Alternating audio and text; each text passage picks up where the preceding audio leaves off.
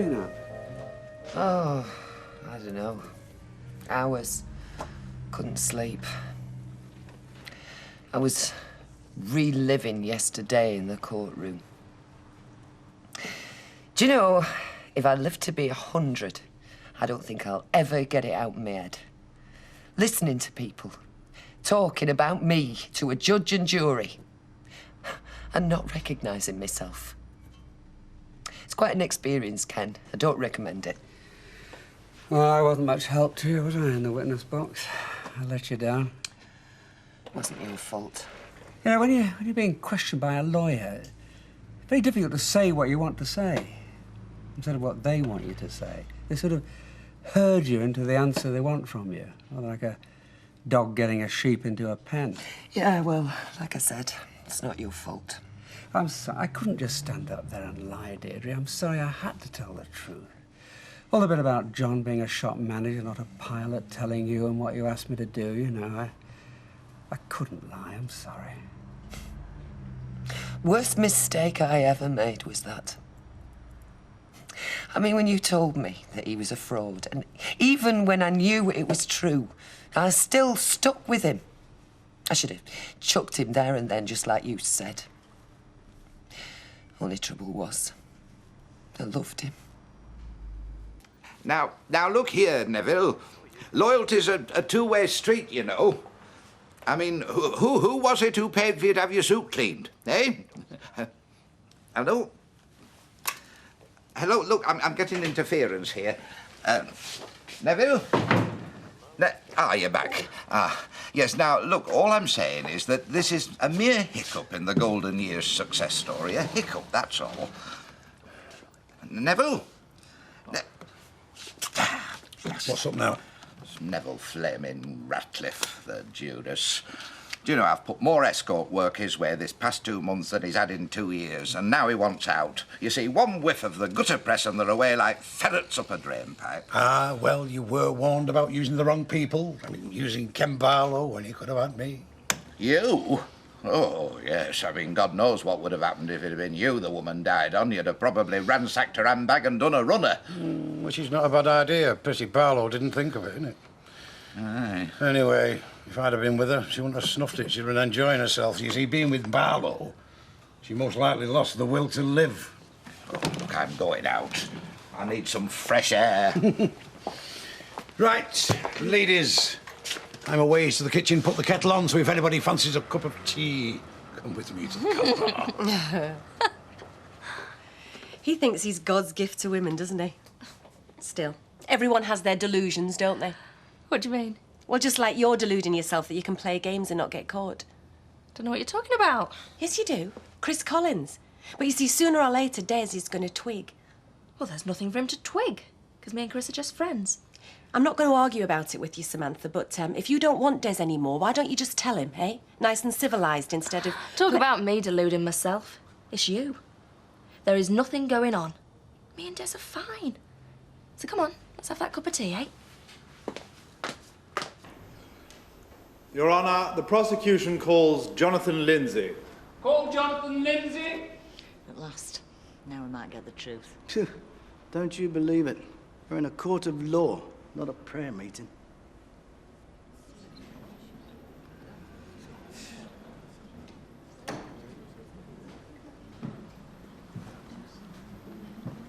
Quiet, please. Take the book in your right hand and hold it up. Read aloud the words on the card. I swear by Almighty God that the evidence I give shall be the truth, the whole truth, and nothing but the truth. Thank you. What is your name? Jonathan Lindsay. And do you live at 15 Hillside Road, Oak Hill, Weatherfield? Yes. Mr. Lindsay, will you tell the court how you came to meet the defendant, Mrs. Deirdre Rashid? It was in a hotel bar. She came up, said hello, and we got talking. Do you mind if I have my dinner early? As long as we get through all the work we've got to do today. Oh, I'll see you then. Yeah.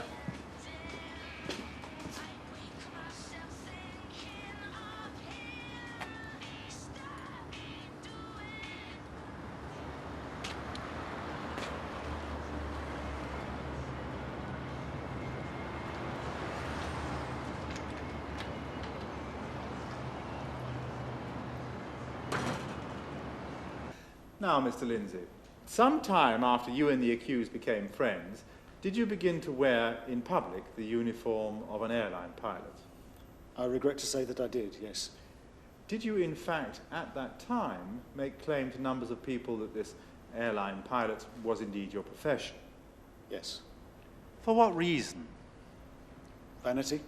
Vanity? Your vanity, Mr. Lindsay? Yes, a little, if I'm being honest. But mainly it was Mrs. Rashid's. She wanted me to wear the uniform. This uniform, how did you come by it? It was Ian's, Captain Jenkins. Captain Jenkins, the pilot friend whose house you were looking after during his absence abroad. Yes, I was at the house just to check up, see if everything was all right. And Mrs. Rashid was with me. She was looking around the house and she saw this uniform of Ian's. Well, she urged me to try it on. It was just a game at first, fooling around. Afterwards, she talked me into wearing it to impress people. To impress people? Is that all? Well, I thought so, at first. And then much later, it dawned on me. She thought that if I could pass for Ian Jenkins, well, maybe there was money in it. How's things? Oh, fine, yeah. Is there Samantha about? No, she's just nipped out to do some shopping. Oh, right. Great. If you can get away with it, eh? How do you mean? Shopping during working hours. I daresn't risk it until I've been here a bit longer. You really want to know? What? Where Samantha lives right now, because I can tell you. Look, Kevin. She's with Chris Collins. You've really got it in for that bloke, haven't you? No, I haven't. But he's definitely got it in for you. I saw him take her to his flat about 20 minutes ago. You know, the one above the corner shop. You're wasting your time. I don't believe a word of it. It's up to you. But I saw him take her there.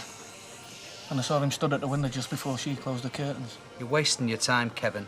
Like Natalie said, she's gone shopping. Yeah, well, I don't think what she's getting off Chris you can buy in a shop. I don't think she's paying for it either. You're a liar.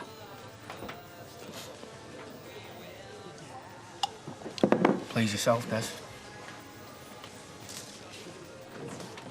Mr. Lindsay, you have admitted to the court that you procured a mortgage by fraud, have you not?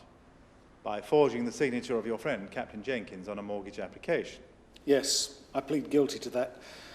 I should never have let myself be persuaded to do it. After you moved in together, as regards furnishing the house, what happened? Well, she bought a lot of furniture and other household goods. Did you know that she paid for these items via a credit card which drew on Captain Jenkins' account? No, I didn't. The jury has heard evidence showing that on 8 separate occasions, Mrs. Rashid drew £500 in cash from Captain Jenkins' account. Did you accompany her when she made those withdrawals? No, never. I had no idea that was going on. You're absolutely sure of that? Absolutely. Because by the time she'd made those withdrawals, Mrs. Rashid and I were no longer together. By that time, I'd realised what a mess I was making of my life, how much pain I was causing to others. I told Mrs. Rashid the relationship was over. I had gone back to my wife and to my children. Thank you, Mr. Lindsay. I've no further questions, Your Honour. Wait there, please. Mr. Hamilton, no doubt you propose to cross-examine this witness? Indeed, Your Honour. Well, in that case, it seems a suitable moment to adjourn the court until after lunch. All rise.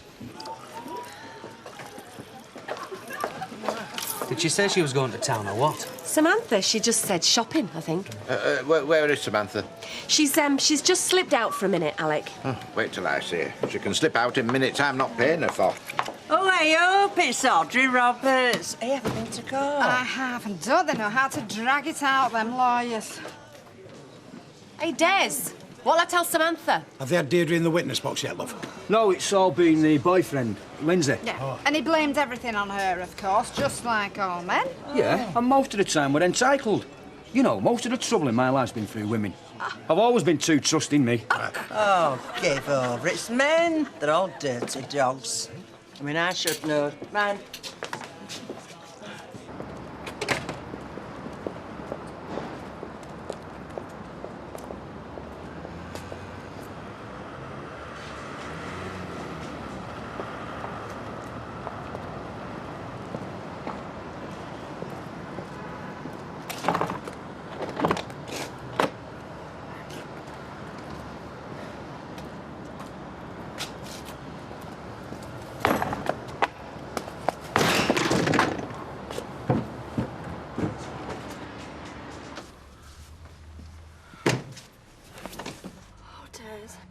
have her. Des, please. Here, get yourself a new door.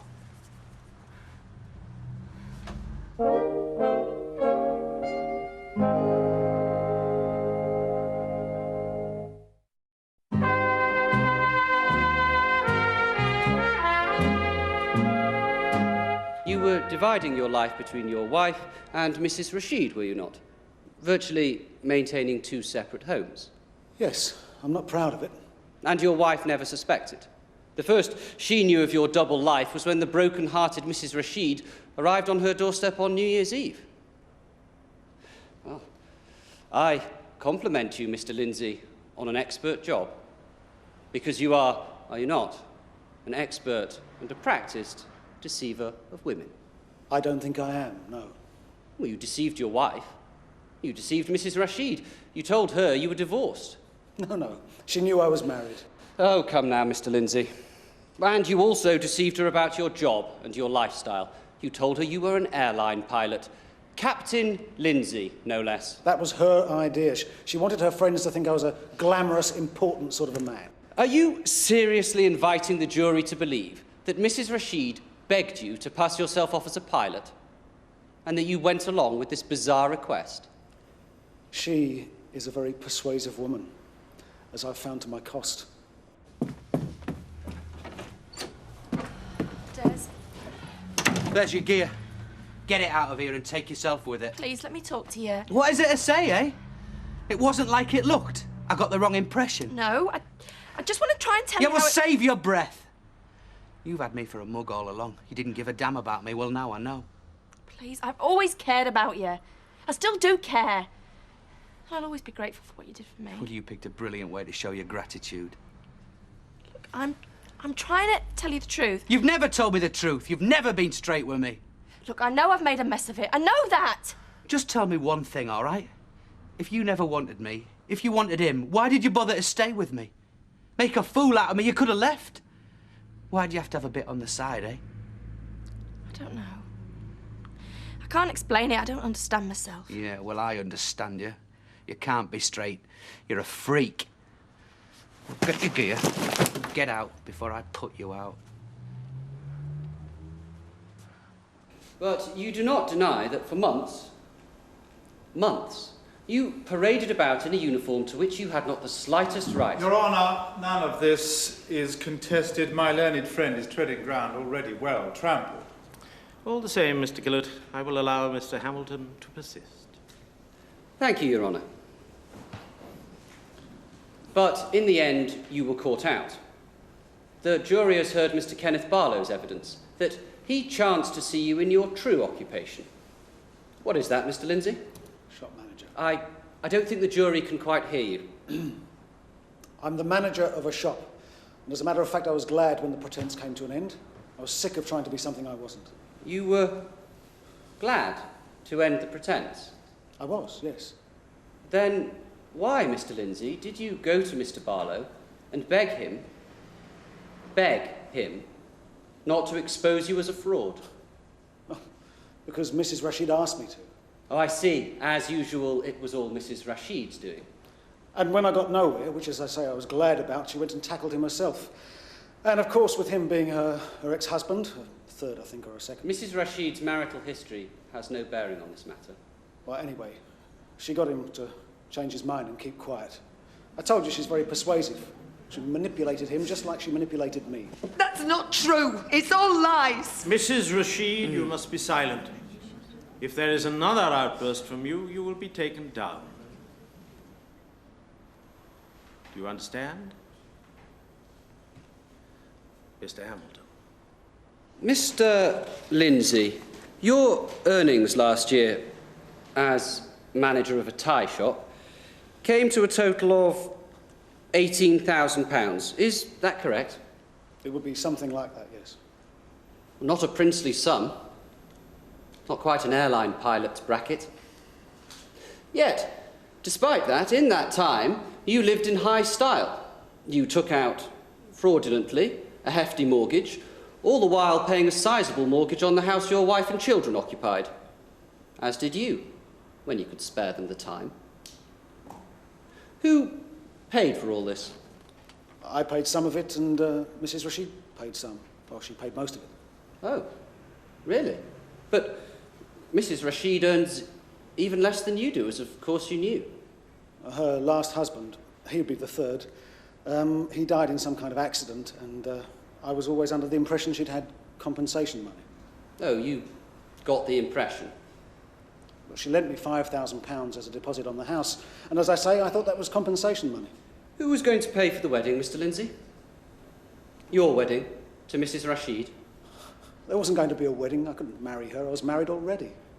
Mrs. Rashid and you gave a housewarming party, did you not? Yes. At that party, did you make a speech announcing a wedding day for you and Mrs. Rashid? About a dozen people, who I am prepared to call as witnesses, heard you, did they not? All right, but that was what she wanted. She wanted me to make a fake marriage, but it was the last straw for me. I realised it had gone too far. I told my wife everything, and I broke free of Mrs. Rashid's grip. I wish I'd never met her. You didn't have the guts to fire the gun yourself, did you, Kevin? What are you on about? You know what I'm on about. You're the one that put Des Barnes onto me and Sam, aren't you? Yeah. Des Barnes happens to be a mate of mine. Yeah, well, it's none of your business. And if Des Barnes was a pal of yours, you should have kept your mouth shut. Don't you tell me what I ought to do. You're the one. Why don't you just find yourself a woman who isn't already spoken for, eh? So that's what it's all about, then. Me and Sally. That's what it always has been about and always will be about.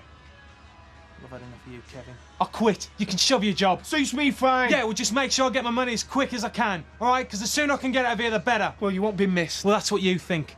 And if Sally knew what was good for her, she'd be away and all.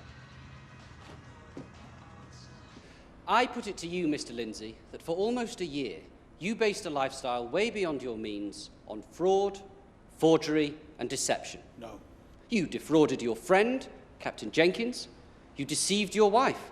And, the greatest deception of all, you attempted to make your third victim, Mrs. Deirdre Rashid, take the blame. That isn't true at all. You forged the credit card application to draw on Captain Jenkins' account, putting it in Mrs. Rashid's name so that she would seem to be the beneficiary. I didn't even know she had the card. Financing your inflated lifestyle behind her skirts so that she would carry the can when the whole rotten house of cards collapsed. That isn't the way it is. I've told you the truth. I put it to you that what you have told this court is a web of lies, constructed with one aim and one aim only, to make Mrs. Rashid look like the instigator of your frauds. No. I did warn you. Yeah, I know you did. It's just the way he looked at me. I never meant to hurt him, you know. I never meant for him to be hurt. Somebody always gets hurt, Samantha. You know that as well as I do. Yes, I know that. I just don't know what I'm going to do now. I couldn't stay with you, could I, again? Yeah, I suppose so. What about Chris? What do you mean? Well, is there no future for you two? I don't know. All I do know is that me and Des have had it. The way he looked at me, as if he really hated me. Come on. He had just found you in bed with somebody else. I mean, what did you expect, eh? A big smile and a sloppy kiss? No. No, it's just that he said I was a freak. Do you think I'm a freak? No. Of course I don't. Well, I do. I think he's right. Because there's something definitely wrong with me. Could I have a word, please? Look, take a tip from me, love, in case your brief doesn't tell you. But if she's any good, she will. First thing tomorrow, change your plea. What? You've got no chance, so make it easier on yourself. Change your plea to guilty. You'll get off lighter. But I'm not guilty. Okay. Please yourself, then. It's your life. I'm just trying to help you. What was all that about? He says I haven't a hope. I should plead guilty. I don't think you should take any notice of him, Deirdre. Do you, Mr. Baldwin? Nah. He was just trying to frighten you, that's all. Well, I'll tell you something. He made a good job of it.